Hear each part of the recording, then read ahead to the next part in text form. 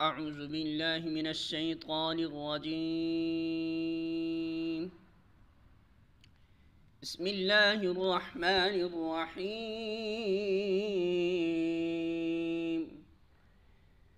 इन्नमत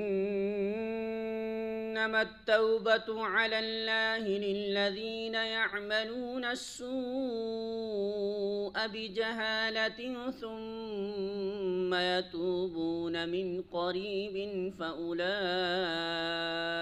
यतूबुल्लाहु अलैहिम वकानल्लाहु अलीमन हकीमा।